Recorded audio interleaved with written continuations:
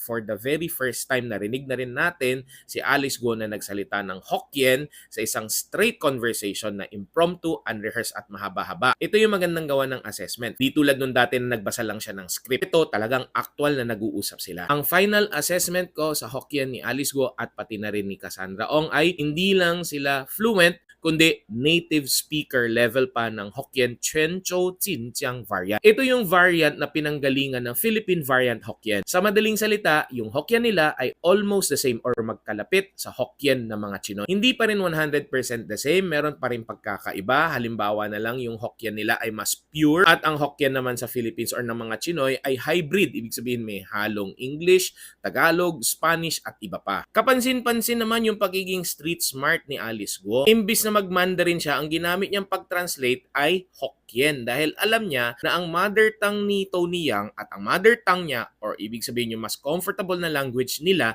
ay hindi naman Mandarin kundi Hokkien. Basta't marunong ka mag-Hokkien at mag-Mandarin, isang rinig mo lang kay Tony Yang, alam mo na Hokkien speaking siya at hindi Mandarin speaking dahil yung Mandarin niya Hokkien accent. Nung nakaraang mga hearing, yung interpreter ni Tony Yang ang ginagamit ay Mandarin. Medyo nakakatawa lang kasi pareha silang hirap na hirap si interpreter. Maraming mga na-miss out na facts na hindi na-translate. At si Tony Yang hirap na hirap din mag-express in Mandarin. Kaya hindi free, hindi unrestricted yung conversation nila. Unlike nung kay Alice Guo na hinokyan niya si Tony Yang, nagsalita si Tony Yang, very expressive si Tony Yang. At si Alice Guo naman, na i-translate naman niya yung thought na gustong sabihin ni Tony Yang very accurately. Kaya naging natural yung conversation nila to the point na habang nagta-translate si Alice Guo, kinausap pa niya si Tony Yang.